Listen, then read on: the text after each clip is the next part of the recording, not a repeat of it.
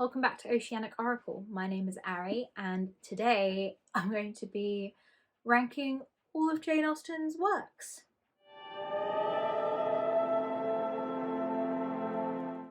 Last year, when this all started happening, I decided to try and read all of Jane Austen's novels that she has out. She has 6 of them.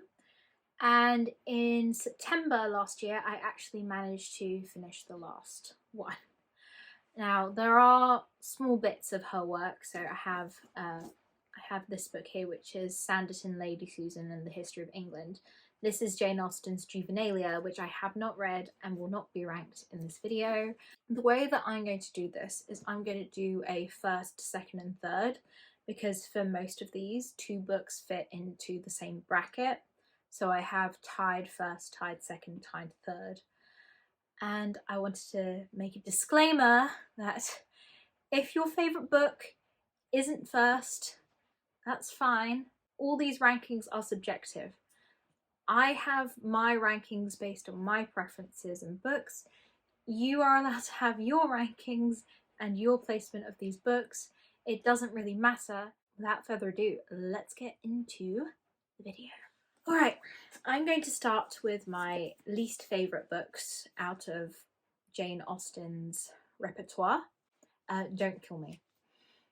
So, Northanger Abbey and Emma are my tied last place. I'll talk about Northanger Abbey first. So, if you're going to get mad about me about Emma, just wait until you hear my explanation. Northanger Abbey was Jane Austen's first actual novel that she wrote. She wrote this when she was quite young. This is a satire of the Gothic books that were out and that were popular at the time that Jane Austen was growing up.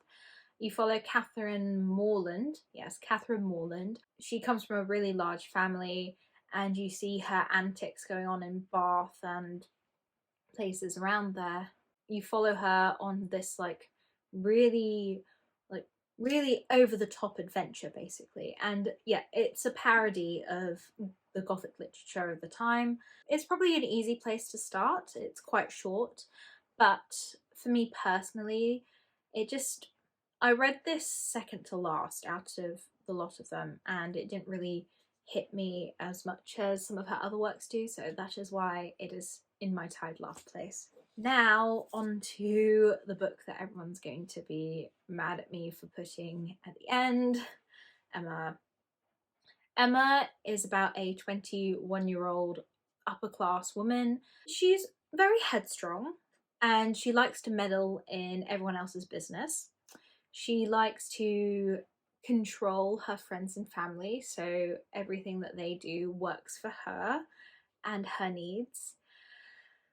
And she's a flawed character. Now, lots of people like Emma because Emma is a flawed character and she has to learn from these mistakes that she makes.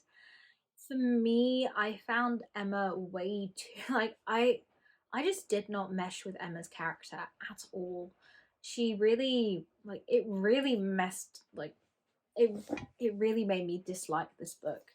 I liked the story and I liked the actual lesson that Emma learned, but because of the way that Emma acted all the time, I just felt like banging my head against a wall.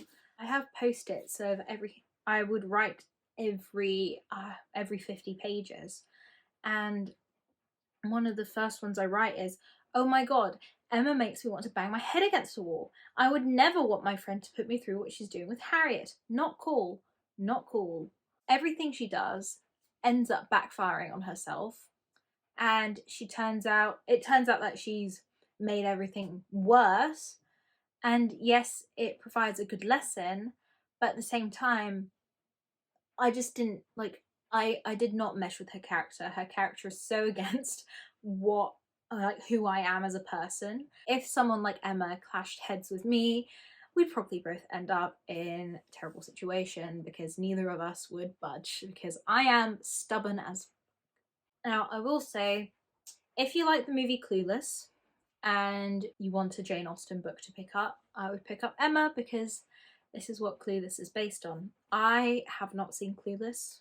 I know, shocking, but I don't really like those sort of characters. So, to each their own. If you love Emma, that's great. Moving on to tied second place. One of these is actually the first Jane Austen book I ever read, and these are Mansfield Park and Sense and Sensibility. Now, I'm going to talk about Mansfield Park first. Mansfield Park is Jane Austen's Bildungsroman. Apologies if I'm saying that incorrectly, that's just how my English teacher always used to say it. This follows Fanny Price. Her working class parents don't have the space for her in the house, so they send her off to live with her aunts. And this is about Fanny's journey into society. Mansfield Park is Jane Austen's longest book, and it's sort of a whole lot of learning how to behave in society, and it's sort of a discussion on classes and how different classes act around each other. So the way that Fanny is treated by her aunts is quite bad, and the way that she's treated as lesser than her cousins. And it's very interesting. Even though Fanny Price is sort of very meek compared to Jane Austen's other heroines, the reasons that Fanny does things sort of make sense to me. You also have romance, but romance isn't the center of this plot. Unlike quite a few of Jane Austen's other works, romance is not the center of this plot. This just follows Fanny's life. I think it was a good book to start with, and it made me appreciate Jane Austen's writing, and that's why it's tied second. But next one, Sense and Sensibility. Sense and Sensibility is about the Dashwood sisters, Eleanor and Marianne. One of them is very sensible and the other is very eccentric, hence the name Sense and Sensibility. I enjoyed this. There are issues. This was Jane Austen's first published novel. It came out in 1811, and you can sort of tell that Jane Austen wasn't used to focusing on two characters. In most of her stories, actually, I think in every single one except this one, it's a single focus on a female heroine, whereas in this one, she flicks between Marianne and Eleanor. I realised that when Jane Austen was focusing on one character, so let's say she was focusing on Eleanor for a scene, everything that was going on in the scene with Eleanor would trump anything that was going on in Marianne's life, and then it would switch. So all the focus would be on Marianne, and anything going on with Eleanor wouldn't be important. So it would just switch between the two. It is a nice story. I think the moral of this was quite important, that it's important to be sensible and make sensible choices, but also not to solely rely on sense and think a bit extravagantly at times. I understood Eleanor's side a bit more than Marianne, because I think Marianne was just being a bit of a crazy teenager. It was nice, and that's why it's ranked joint second with Mansfield Park.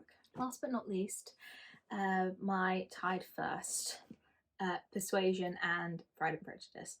I don't know if you can see. I'll start with Pride and Prejudice because this is important.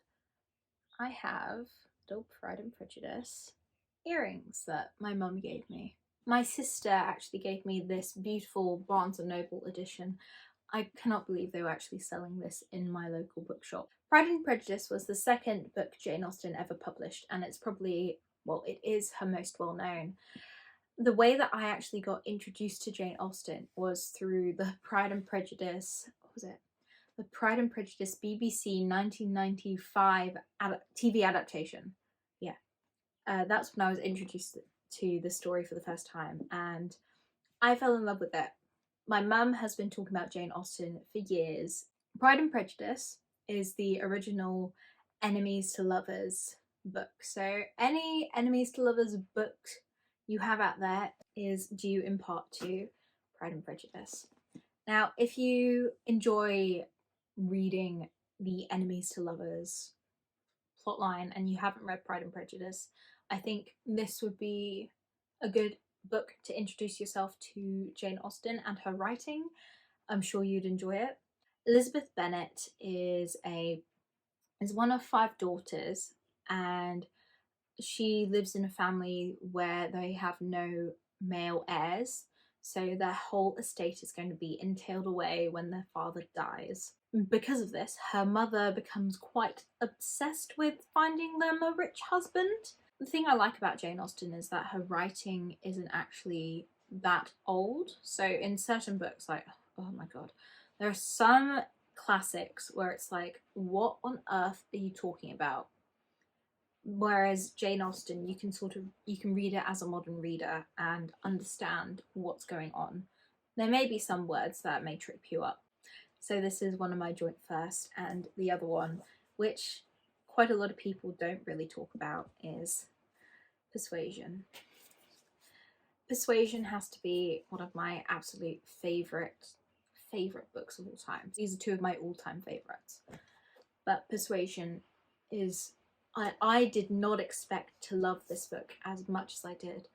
I read Persuasion last out of all of these books. I read Persuasion last, and I think that was the way to do it. Persuasion follows Anne Elliot, who is a 27-year-old woman who had a chance at love, but was persuaded out of marriage. So she was persuaded out of marriage when she was 19, but now that she's 27, he's come back into her life and he's looking for a wife.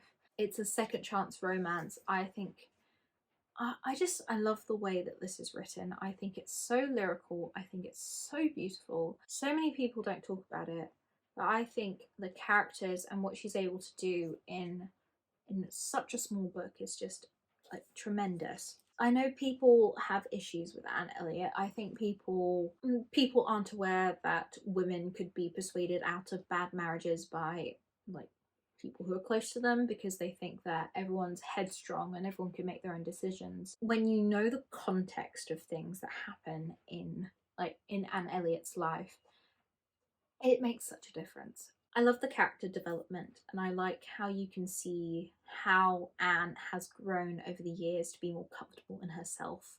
And I think that's so important for a female protagonist to be, particularly in, I think Anne Elliot is actually the oldest female protagonist out of a lot of all of these Jane Austen heroines, and it's beautiful. I can't sing this book's praises enough. I think more people need to get a chance. That's my list. I hope I didn't disappoint you, and I hope that you didn't kill me for my placement of Emma, because I know lots of people love it. I'm not one of them, but whatever floats your boat. If you liked this video, please give it a like and subscribe if you're not already. If you made it this far in the video, please leave a comment telling me what movie or like what movie you like best based on Jane Austen's work. Now it can be just the direct adaptation like Emma or Pride and Prejudice, but it can also be like Clueless, if you like Clueless. Anyway, I'm going to leave it at that. I hope you have a great day whenever you're watching this, and I'll see you in my next video.